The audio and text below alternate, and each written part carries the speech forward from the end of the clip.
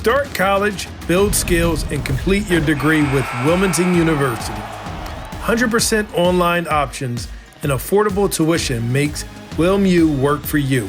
Learn more at wilmu.edu.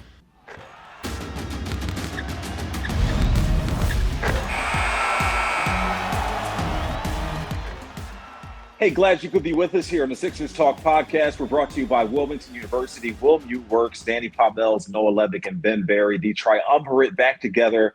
We are discussing the top 10 players who never won a championship. And this will be an interesting list for us to make. I think we're probably on the same page about the first 5 or 6 guys, but this end of the list will be interesting.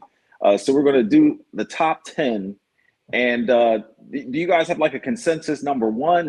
Are we just naming who we feel like our gut is telling us? Is there a certain criteria we're using? What were you guys using as your measuring stick?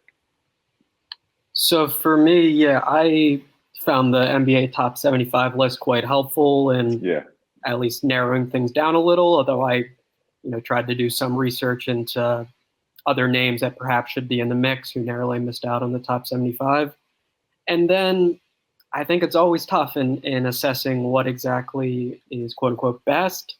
I think just longevity and career accomplishments and numbers, all that stuff has to matter to some extent.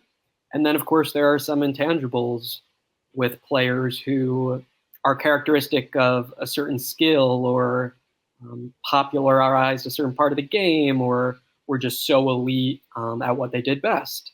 And I do weigh that really highly. And when I think about a player's legacy and what makes them great.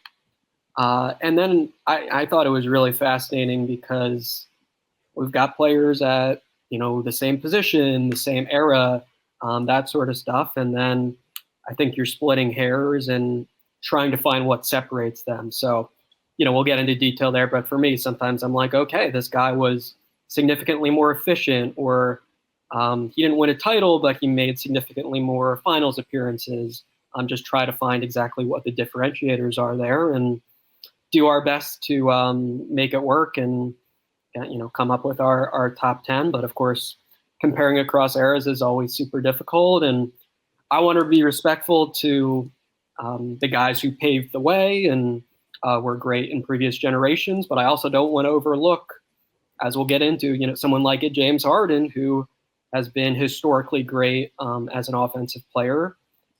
We don't want to just totally pass aside James Harden just because, he didn't play in Michael Jordan's time or something along those lines. So that was my very broad perspective, but I'm sure we'll all have different ways of looking at it. Like Noah, the top 75 list helped a lot. Even though there's some players that I thought it should have been on the top 75 and some players I didn't think should have been on there, that helped a lot for me to navigating this. And I tried to look at playoff appearances, NBA Finals appearances, MVPs, All-Stars, things of that ilk to help me to navigate this list. And even though we're recording this, I'm still not 100% sure that maybe this guy should have been in the top 10, that guy shouldn't have been, because it gets tough. Like, it's impossible to have like all these great players because unfortunately there's a lot of great players that's never won a ring. And it's unfortunate for this list, not all of them going to be in each one of our lists. And it's not a slight at them. It's a lot of great players that never won a ring. And real quick, just to get this out of the way, because I have gotten varying opinions on this perspective. I tend to give a lot of credibility to the other eras that I didn't live in, that players I didn't see play, for instance, like Elgin Baylor. I think he deserves recognition for what he accomplished, paving the way. He was super dominant in his era, but some people feel like, ranking guys that they didn't see play is really difficult. So are you guys, where are you guys at on that specific topic as far as it pertaining to the list? I agree that's quite difficult. I, try to learn what I can. And I think ultimately, if you're dominant within your era, that should be weighed quite highly. But yeah, it's tough. I think certainly I don't subscribe to the notion that, players weren't as athletic or as skilled in the 60s or 70s, and therefore those guys are inherently worse. I just don't think that's the case. I think greatness is greatness. And I think, especially if not only were you amassing huge numbers in your era, but you were doing things that are characteristic of like just a legendary legacy. Like I'm going to, rank you quite highly, I think, for that reason. But yeah, try to do it case by case as well as you can. Study up on the old, whatever is out there on YouTube and see what these guys had skill wise and what their game was all about. But of course, it's going to be tougher just if we haven't, seen it with our own two eyes, in a live setting. I put more weight on me seeing them, unfortunately. No, it's fine. I mean, it's really your own perspective. Well, yeah. So. Just seeing the guys play and just being able to watch the pain and agony of not winning a championship is like that. It's that image or video of Stephon Diggs of the Bills just standing on the field after the Chiefs won the AFC championship. And it's just, you see that pain and agony. And I know that's football, but you get some of the same things here. Dirk Nowitzki losing it when, even though he has a ring, but when they lost to the Heat in 2006, kicking the chair and things like that. Chris Bosh crying when the Heat lost the finals the first time, things of that nature. So being able to see it and watch them experience those things add another weight to it. And I think Noah might have made JJ Redick upset when he said he doesn't weigh in on how athletic those guys are, even though JJ called them plumbers and some other things. You gotta love JJ Redick. Looks like he'd be losing his mind when he's on that show. So I value more seeing it. I have to just lean on, people who have seen the players of the 70s and the 80s play a lot more than because I wasn't alive through any of that, born in 87. So I value watching the 90s basketball, early 2000s, the last 10, 12 years, and seeing these guys have it win. It's going to be interesting. So I think the way we talked about it before the podcast started is we're going to try to come to a consensus on each person on the list. And then for guys that we can't come to a consensus on, whoever thinks they should be on the list kind of has to defend their pick, so to speak. Does that make sense? That makes sense. All right. Let's start with the easy one. Karl Malone. I think that's a pretty consensus name on the list. Second all-time in scoring, won an MVP. Obviously multiple All-NBA selections, All-Star selections. Would that be a guy that you all would agree should be on the list? I agree. Yeah. I'm sorry. No, you can go. Yeah, no, absolutely. I have Karl Malone number 2 on my personal list, but I think at a minimum he's a top 2 or 3 guy here. He has to be. Just going off the point Ben just made, I know something that sticks with me is that final Karl Malone season where he's 40 years old and he's chasing that ring on the Lakers. And poor Achilles. The Achilles always betrays him, doesn't it? Yeah, clearly was not 100% health-wise, but he was still a good basketball player at 40 years old, still really valuable to that team. I remember his arms just being gigantic, bro. His muscles. Yeah, most free throws in NBA history. So just year after year, you couldn't really stop him. You had to foul him. You had to send him to the free throw line. Of course, there are some memorable playoff free throw misses in his resume. And with several of these guys, the regular season success was not quite identical in the postseason. But to me, yeah, he's obviously a top 10 guy. I think a top 2 or 3 guy on this list shouldn't be super controversial. I had Karl Malone in my top 3. I had him at 3. Maybe that's a little low. I think maybe a little bit of that is bias because of his steez, his get down. But he was 0-3 in the finals, 2 of those finals going up against Michael Jordan, the GOAT. Averaged 25 for his career, 10 rebounds. 2 MVPs, 14 All-Star selections, 14 All-NBA selections, 4 All-Defensive Team. He's a great player, no matter how people feel about him. And again, he ran up against Jordan twice, that third time with the Lakers, Achilles injury, as Danny mentioned, and running up against that Pistons team that was coached by Larry Brown. Not Larry Bird. Karl Malone is definitely in the top 10 greatest players to never win a ring. You guys want to introduce somebody else who you think should be? I see he's third on your list. Who you have in your top 2 spots, or do you want to name one of your top 2 guys? This might be unpopular. I have Elgin Baylor number 1.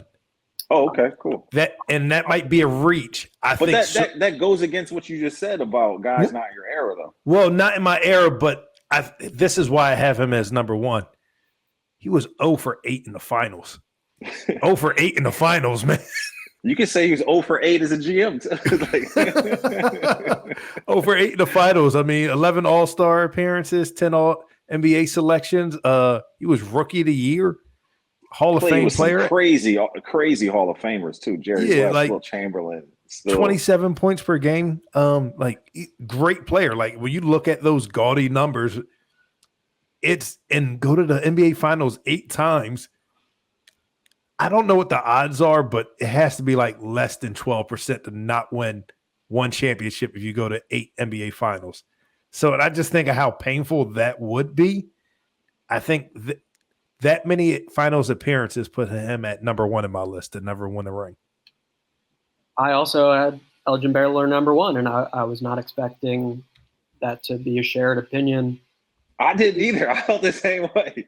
You got Elgin number 1 as well. No. I just felt like I named him previously before we started naming. I thought he might be a controversial name. I didn't know if you guys would feel the same way, but I think he should be on the list as well. Yeah, he still holds the record for most points in an NBA Finals game. You look at some of those series, he was averaging 38, 39 points and carrying his teams. And he wasn't just a scorer, well-rounded player. And we talked about athleticism. Obviously, that pops off his tape, and the skill level and just the style of play you hear over and over, like the modern day NBA small forward that wouldn't exist if not for Elgin Baylor with the creativity and the skill level and the athleticism. He brought all of that in abundance and in a really unique way that was good enough to win a bunch of Western Conference championships and perform very well in many NBA finals, if not win a ring. So, yeah, I think for me, he just felt like the epitome of someone who was great without winning a championship. And I like him at number 1 here.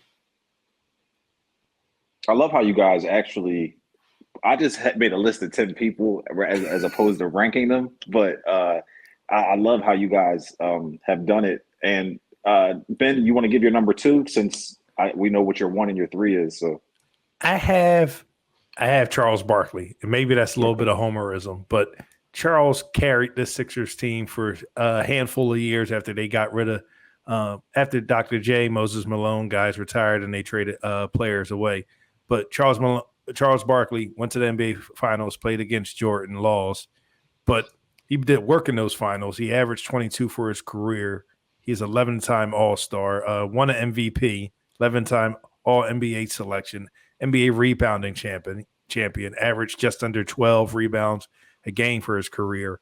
His body kind of failed him at the end, or when he ended up in Houston, because people thought he was ring chasing at that point, which a lot of people on this list you will see they did.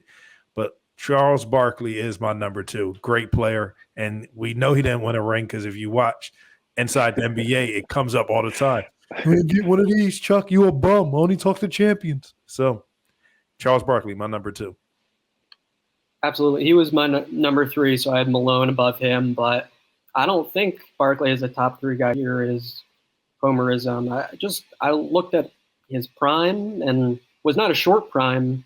So from 86 to 96, basically 25 points, 12 rebounds, 4 assists, 1.5 steals, 55% from the floor, and drawing 9 free throws a game. So many guys who are undersized at that. So many guys who are scoring 25 and gobbling up a bunch of rebounds.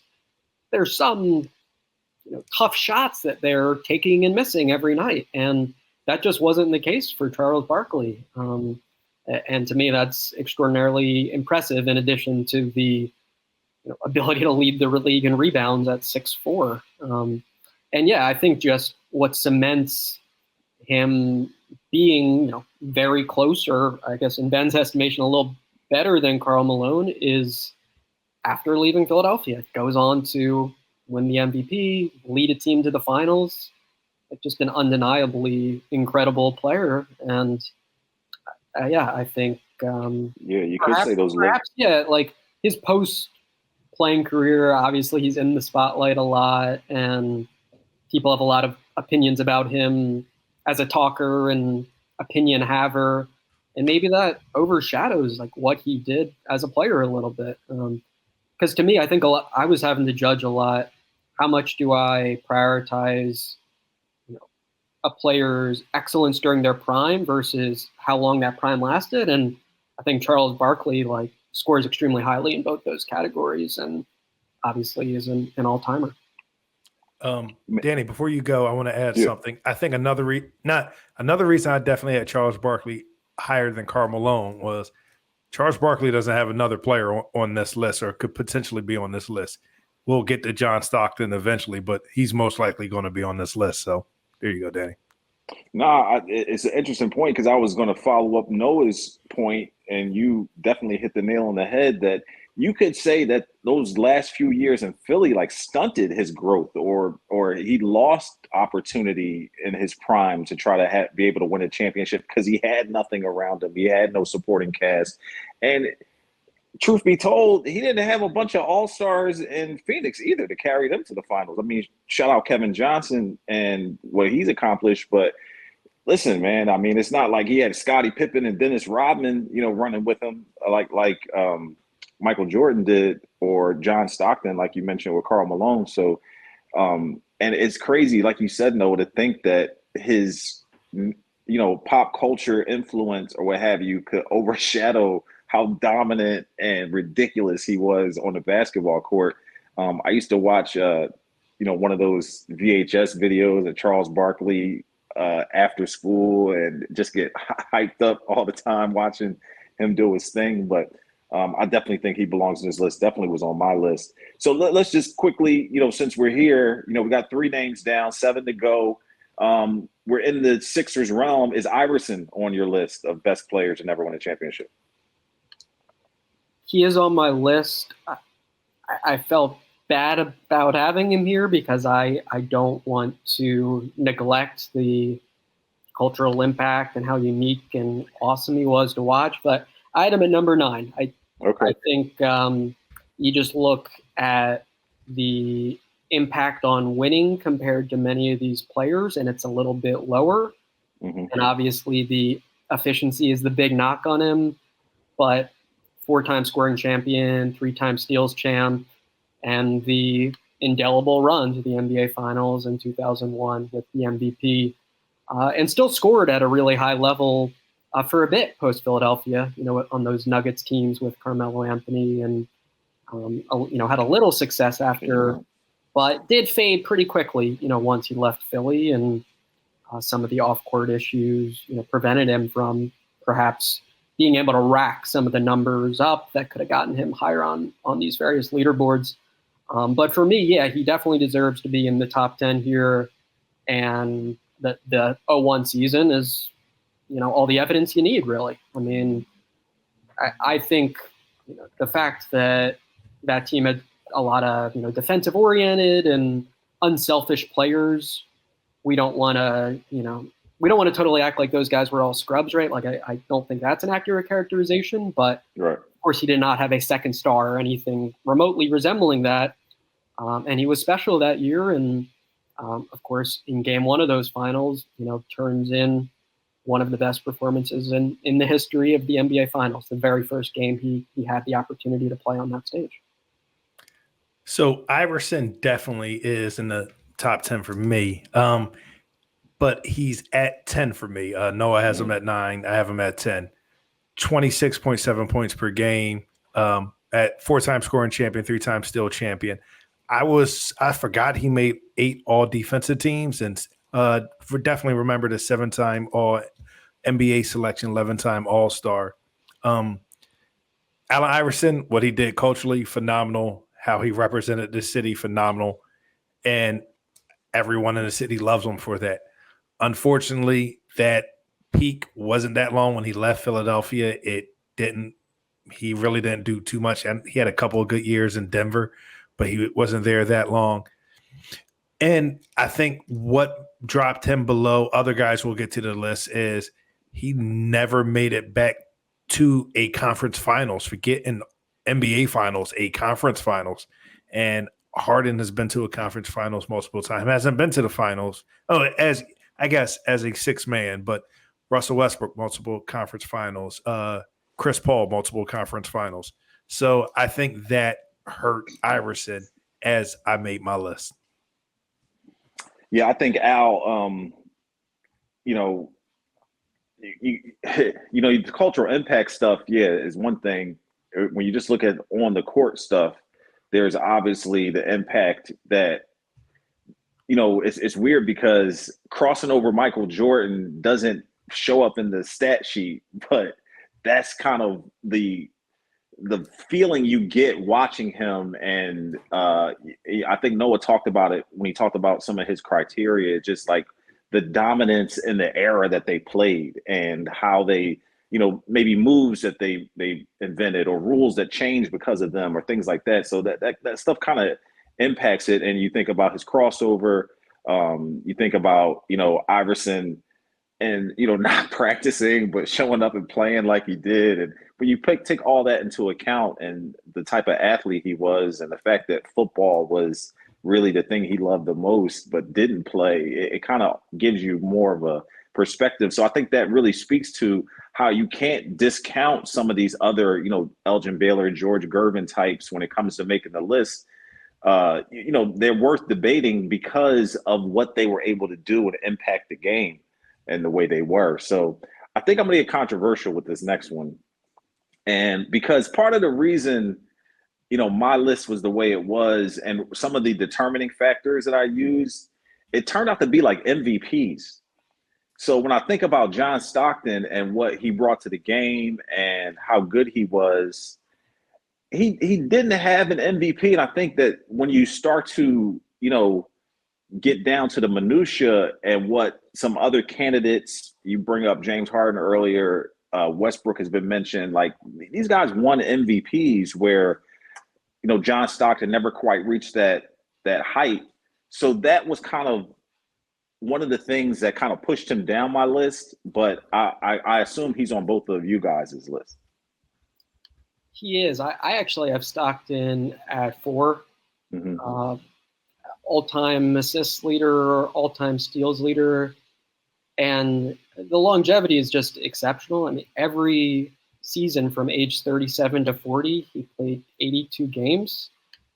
And I think, unlike some of these guys, like Allen Iverson, where the all-defensive selections are largely a byproduct of gambling and chasing steals and maybe not being super solid as an all-around defender, like, my sense is John Stockton's 5 all-defensive teams, like most people consider that to be legit, and that he did generally have a positive impact on that end of the floor, in addition to just being, a world-class floor general who made a ton of smart decisions and was probably underrated too as a shooter and a scorer, as someone who just consistently gave, 15-ish a night and didn't take many shot attempts to do it, and made some big shots from long range as well. I guess not a flashy player and certainly lower on the cultural impact scale than some of these guys, but I think just his career in terms of skill level and then accolades as well, it's just overwhelming for me, where to me, I have to have him high up here. If he's on your list, then CP3 has to be on the list too. I feel like they compare. He's my very next guy. Okay, so all right. We'll come to CP3. I have Stockton on my list.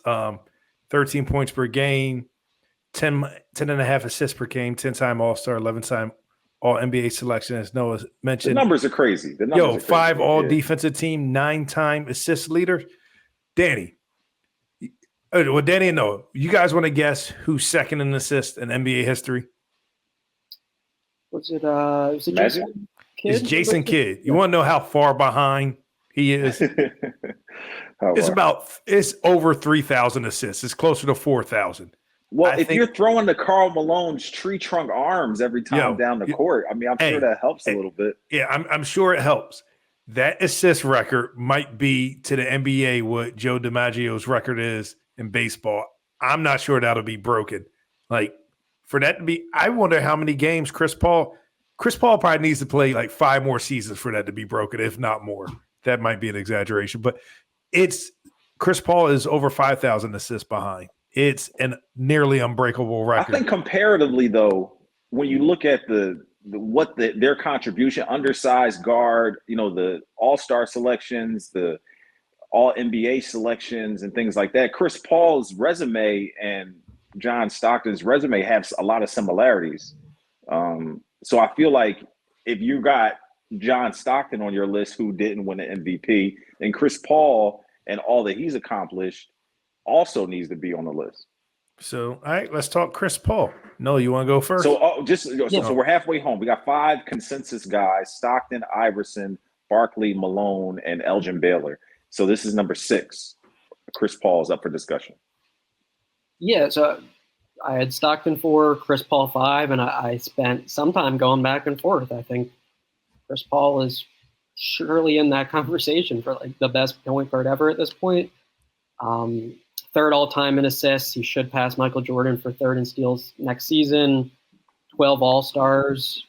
And I think he's comparable to Stockton also in this brilliance at bending the game to his will. So Stockton, I guess, had the floor general reputation where he's going to control pace and he's going to get the team into its sets. And I think Chris Paul is his own version of it, where late in the playoffs or late in any shot clock in any game, anywhere, he'll milk it to the very end. He'll run that pick and roll. He'll get to a spot and he'll make the unstoppable right elbow jumper that he shoots probably better than anyone ever. So I think with Chris Paul, he has that signature skill, sort of signature style that is distinct to him. And then the accomplishments are also awesome. And again, I think he scores a lot higher than someone like Iverson in terms of being a accomplished guard who was very good on both ends of the floor. And I think, one day he might surpass Stockton in my mind. I'm sure some people might even consider him better already. Chris Paul is on my list. It was tough because where did he sit? Well, we know what your 10 was, but where did he fit in the hierarchy? 7, 8, and 9 are interchangeable. It's Harden, Westbrook, so we'll give and him Chris 7. Paul. We'll give him 7. So those 3 are interchangeable. Like none of them have a hill I'm willing to fight and die on. But Chris Paul, everything I knocked Doc Rivers for, as far as in the playoffs blowing leads, you can do the same thing. You say the same thing about Chris Paul, and especially when they spend time together with the LA Clippers. But Chris Paul he almost took New Orleans to a conference finals. He almost did it multiple times with the LA Clippers. He's taken the Rockets. He's been a part of the Rocket squad that went to the conference final and NBA finals with the Phoenix Suns. Everywhere Chris Paul has gone, he has won. I think he's gone to the playoffs with every team he's been a part of. Even that Oklahoma City team, which no one thought was going to be anything. And Chris Paul, he's a player. 18 points per game, 12-time All-Star, 10 All-NBA selections, 9 All-Defensive Team selections, 5-time assists champion, 6-time steals champion. I thought it was tough to keep him off. I tried. I really thought it was tough. It was tough. Like, and there's other guys that's probably not going to make this list that when we originally came up with this idea, when I pitched it to you guys, I thought would be on this list. But Chris Paul, I couldn't keep him off the list because what you mentioned about 6-7 minutes ago, how comparable his career is to John Stockton, and just he's won everywhere he's been. Shout out to David Stern, because if not for him, he might not be on this list after vetoing that trade to the Lakers. Rest in peace. Rest in peace to David Stern, and thank you for all his contributions to the game. But so I think that's 6 guys, 6 consensus guys we have now. These last 4 were very tough for me, but a guy, let's just go with guys that we've mentioned already. Harden, I think, will be a good discussion point next. Again, it was tough to keep him off the list, man. I mean, for what he has evolved into, you might make you forget of some of what he did up until this point in his career, but I thought it was difficult to keep him off the list. MVP, scoring champ, obviously the finals appearances, 6th man of the year award. I mean, he's shown a capacity to do almost everything on the basketball court, particularly with being an assist monster like he has been these past few seasons. So it was tough for me to keep him off the list. Yeah, I don't think it should be super close with Harden. I think he's still an underrated passer. I think Sixers fans have learned how great he is there a little bit more, but he's not just a ball hog scorer. Like, this is just an offensive genius who has been one of the most efficient players ever for a star. And yeah, to me, it's a no-brainer that James Harden's got to be on there. And you talk about the MVP being an important marker here, and he's won it. He's been runner-up 3 times. I think had a strong case 1 or 2 of the years he was runner-up as well. He's been one of the best in the league for quite a while, and what looks like the peak of 3 or 4 years, I don't know. Probably no one besides Will Chamberlain has had a better offensive peak if we're just going strictly by numerical impact and being head and shoulders above everyone else in the league. Yeah, James Harden, he's got to be on the list. As I said, I had him, Chris Paul, or Russell Westbrook, all just interchangeable. For James Harden to have that peak that he had, as Noah just mentioned, averaging 25 for his career when he spent the first couple of years coming off the bench, MVP, 10-time All-Star, 7 All-NBA selections, 6th man of the year, 3-time scoring champ, 1 assist champion. It's hard to keep him off, man. You can't keep him off. Yeah. And regardless of him just not looking good in the playoffs, he's been to multiple conference finals. He's been to an NBA finals. He might have been to a second NBA finals that Chris Paul didn't have. I believe that hamstring injury that 1 year in Houston. So James Harden, definitely a part of the list. Let's go with his teammate, formerly Russell Westbrook. I think somehow this guy averaging a triple-double for an entire season has become like an underrated thing. I don't even know how we even got to this point where I think he did it 3 times and almost a fourth time that he's averaged a triple-double for the season, where we hadn't seen any individual do that ever. And I forget that, it was the year he won the All-Star MVP and then came out of the All-Star break. And I think he went like some ridiculous stretch where he had like 10 straight triple doubles or something ridiculous. Like that was like kind of the genesis of it. But it was once again tough to keep him off the list. I am also a Westbrook fan. Things have changed with his career as he's moved on from different stops, but his impact on the game, I think you can't overlook. And for all of his shortcomings, in the fourth quarter or down the stretch or whatever, how his intensity and the speed at which he plays and the numbers and the all-star appearances along with the MVP season, I think definitely puts him on his list of the 10 greatest players not to win. Yeah, I got Westbrook at 22.8 points a game. MVP, averaging a triple-double 4 different seasons, 9-time All-Star, 9-time All-NBA selection, 2-time scoring champion, 3-time assist leader. And he's been to the finals once with Kevin Durant and James Harden. He's been to multiple conference. Probably should have won. Yeah, just it didn't. They look young, and we all thought they would go back many more times, and it didn't happen. Or yeah, it didn't happen. Just no one thought that core would break up. But Westbrook, he went back to the Western Conference Finals in 2014. 2016 was the season they had the 3-1 lead on the Golden State Warriors and lost. Westbrook's on the list. He's a great player, regardless how you think about him, even if he isn't the most efficient shooter. He's always been fun to watch. I love how he attacks the rim. I wish he would do it a little bit more, but he's getting up there in age. These guys aren't young anymore. Westbrook is definitely in that top 10. I had him at number 10, so I did waffle a little. But yeah, similar guy. You guys both had similar guys. He had number 10 as Iverson. You had number 10 as Westbrook. So you both had similar style players. I mean, honestly, I think Westbrook and Iverson, they're similar sort of players where just watching them is at their peak is awesome and entertaining, and I think notably too, what they did best helped their team win games, when they were at their peak. But I think with Westbrook, he's always going to have a high impact on the game.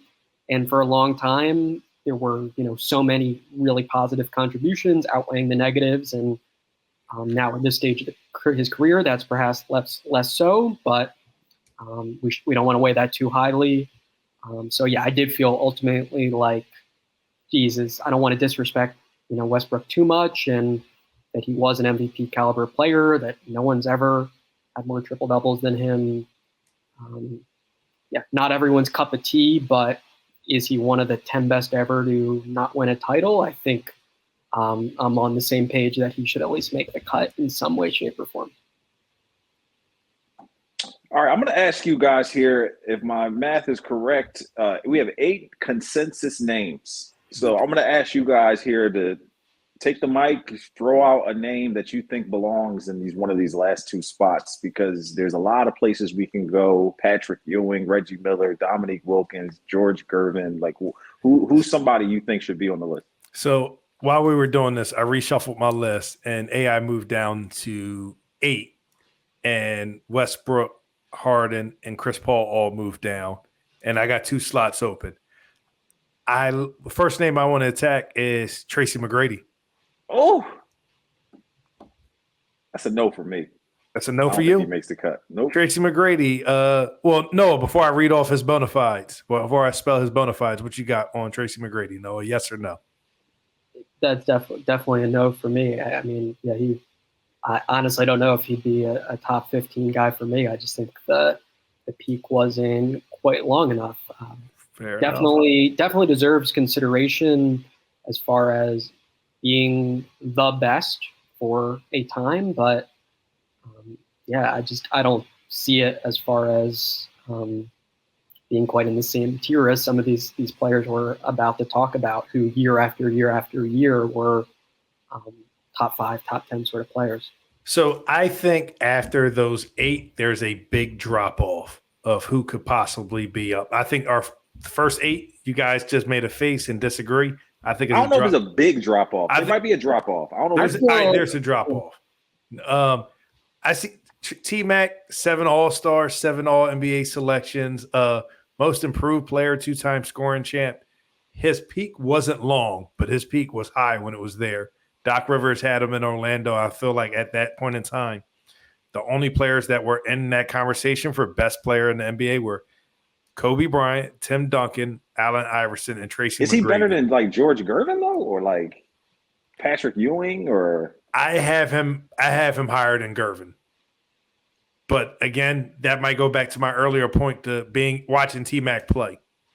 All right, how about, but Noah, do you have a name, a guy you think belongs in one of these 2 slots? Patrick Ewing, I don't think there's a big drop off from our top 8 to Patrick Ewing. I had him personally at 7, actually, so even higher than 1 or 2 of the guys. I had him higher than Iverson, for instance. Just the year after year after year. I mean, so the best year, we're talking about like 28 points, 11 boards per game. But Patrick Ewing at 32, 33 years old is giving you 20 and 10, and he's one of a handful of the best defensive centers in the league, and playing this really grueling, physically difficult Knicks style of basketball. and he made 2 finals, and the leadership aspect in a city like New York where there's a huge spotlight on you. I also don't think we should totally overlook that as well. So I feel really good about having Patrick Ewing as a top 10 guy. I'm willing to go to bat for him. I can back that. 21 points a game, shade under 10 rebounds at 9.8. 11-time All-Star, 7 All-NBA selections, 3-time All-Defensive Team. He was Rookie of the Year. He's a Hall of Famer. His problem was he played against Michael Jordan a lot. If not for Jordan, he would have won multiple championships. The 2 times he went to the finals, the one time played against Hakeem that was not going to be stopped. The dream was not going to be stopped in that finals. And the other time, the Knicks just got decimated with injuries. I remember that was the summer after 5th grade for me. He went down. Larry Johnson went down. I think Marcus Camby played a lot of minutes for that team. And it was just Sprewell and Allen Houston getting points for the Knicks against a young Tim Duncan and that Spurs team.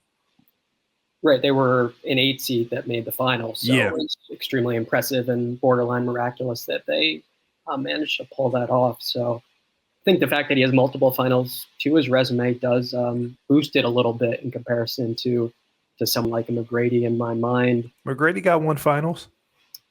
Not multiple. Also did not make double-digit All-Star games. I think he said 7 All-Star games, Patrick Ewing 11, and I think he was deserving all of those years. And I don't think McGrady even like suited up for those finals. Yeah. He everyone was aware that he was there, but maybe not making a huge on the right. So, yeah, I like Patrick Ewing a lot. Patrick as well. I was almost worried number 7 was too low. He's one of the names that comes to mind for me really early when I'm thinking about the best to never win a title. Just because like Ben's talked about sort of the tragic element and the painful pursuit, that's in vain. And I think Patrick Ewing, everyone saw he wanted it so bad, and that carried over from this college too, because they should have won titles then at Georgetown, but Villanova Wildcats stunned them. Yeah, so Patrick Ewing.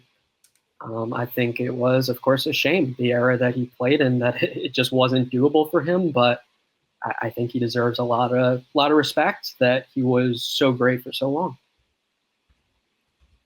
Who else do you have, Noah? We have 1 slot available. Ben threw out McGrady. Who's the name you would throw out for that final slot? Yeah, so my 10th guy, and I had him number 8. So the 2 below I had were Iverson and Westbrook. Steve Nash. I think he's up there when we're talking about Stockton and Chris Paul. I think he's maybe an 1/8 of a tier below, but honestly, not much. I think people think of him most for the 7 seconds or less style and the fast-paced offense and the creativity and the passing skill. Footwork.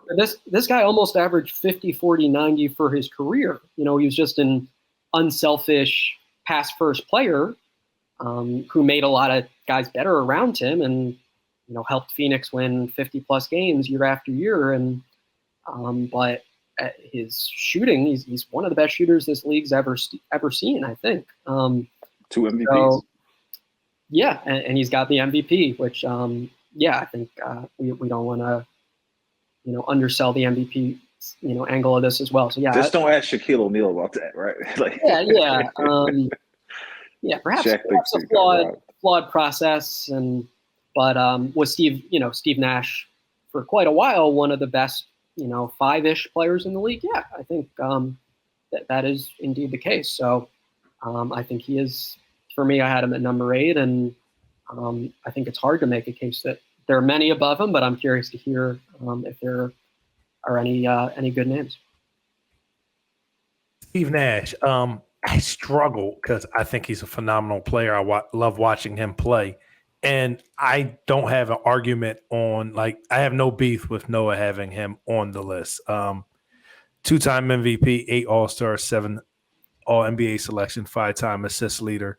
That 7 seconds or less Phoenix Suns offense was potent. I feel like he really made a lot of people's careers. How many finals berths for him? You said what? How many finals berths for him? Zero. So Nash, if you have him on your top 10, I'm not going to say you're wrong. I will have a question for both of you.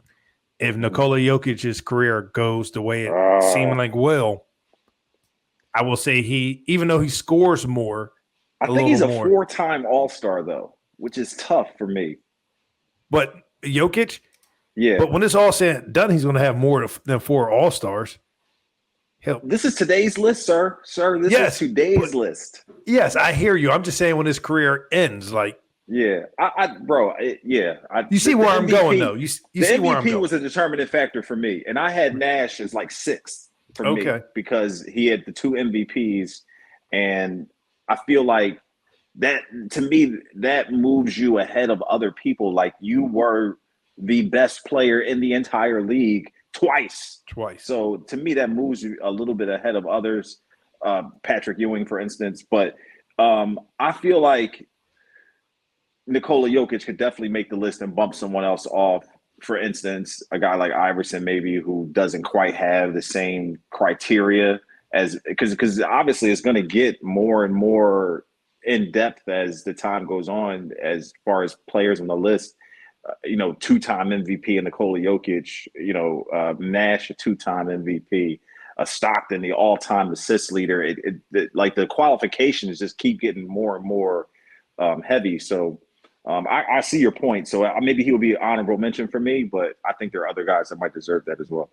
I hear you. Another name, I don't think this guy is in the top 10. I think he could possibly, if we went this list, maybe 15 deep. We agree on Nash? So Nash is our 10th? We all agree on that? Yeah, I'm good with Nash. Okay. You good with Nash? Wait, continue your thought. Yeah. Nash was on my list. So okay. A guy that I think could have made the list if we went like maybe 15 deep. Because you mentioned George Gervin. None of us had George Gervin, but I think he's definitely on that top 15 list. Yeah, he was tough for me to keep off. And he's not the offensive player that most of these other guys are. Definitely not the offensive player any of these other guys are. Dikembe Mutombo. I knew. Yeah. I mean, I know he only averaged 10 for his career, 10 rebounds, but 8-time All-Star, 3 All-NBA team selection, 6-time defensive team selection, 4-time. I think they were the first 8th seed to upset a 1. If I recall. With the Hawks. He went to 2 finals, one with the Sixers, one with the Nets. And he doesn't have a ring. Unfortunately, he ran into Shaq twice. He's not in my top 10, but if we went to 15 deep, he would be in it. Yeah, he felt like a 15 to 20-ish range for me. I think my toughest cuts were Dominique Wilkins. And George Gervin. And then I felt like Reggie Miller was at least a top 15 just because of the playoff greatness and so many memorable moments. Clutch shots, yep. And and you talk about what he was best at. No one was better at running around screens, and everyone knew he wanted to get up threes, and he still made them at a high rate, and still known for that to this day. So Reggie Miller, I probably have him somewhere in the 13 or 14 range. I think Carmelo Anthony, it's probably in the 15 to 16-ish spot for me. I think most of his career he's sort of been just below that tier of the 2 or 3 best players in the league, but not far below it. And probably had 1 or 2 years in Denver where he was indeed, one of the league's 3 or 4 best guys. But I think it was tough for me to exclude Dominique Wilkins and George Gervin, especially I just those are guys who generally are probably underrated, and people recognize that they were great scorers, but the fact that they didn't win a finals is seen as a huge knock on them. And I didn't want to buy into that narrative too much, but obviously their legacies would be a lot more prestigious if they had a ring or 2. That's just the reality. I had Dominique at 12, Iceman George Gervin at 13. I had Carmelo at 14. You mentioned Reggie Miller. He was on the end of my close to 20 for me. And I don't want this to turn into a dragging Reggie Miller session. I think a lot of his career and his greatness is all about his beef with Spike Lee. And what he has done when playing in Madison Square Garden.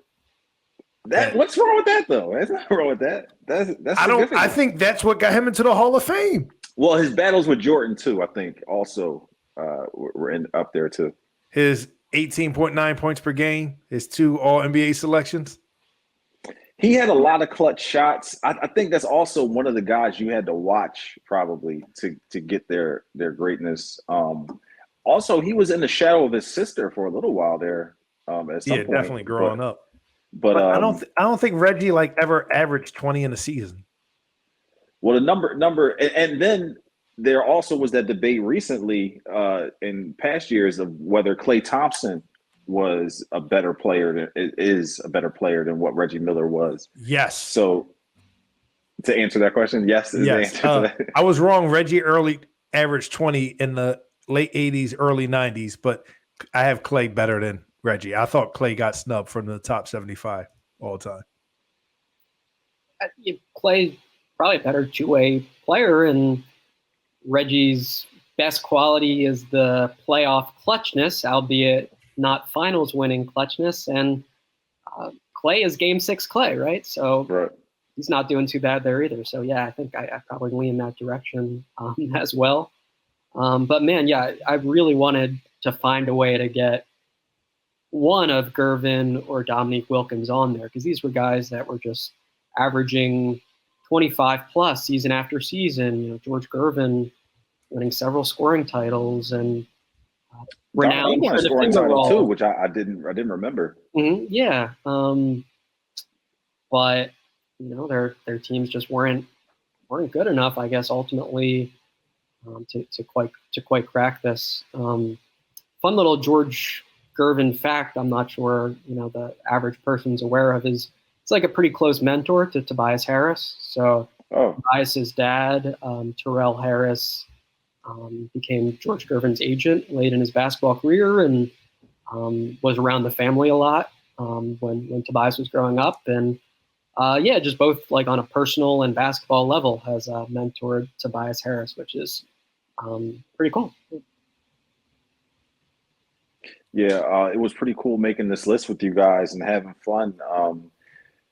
It's definitely a few controversial subjects, but I think we came to a group idea about how things should go on the list. Hey, if you have some comments, thoughts, suggestions, some guys you thought we might have left off or didn't give enough credibility to, hop in the comments and let us know what you think. Any final thoughts before we get out of here, Ben? No, this was fun. This is a lot of fun. Thanks for the listeners, the people watching on YouTube. Yeah, as Danny said, get in the comment section. Come at Noah and Danny. I know my list was perfect. A lot of fun. Can't wait to do something like this again in the future. All right. We appreciate everybody listening to the Sixers Talk podcast brought to you by Wilmington University. WilMU works for Noah Levick. Check out his work on NBCSportsPhiladelphia.com. Ben Barry, I'm Danny Pommells. We'll see you next time.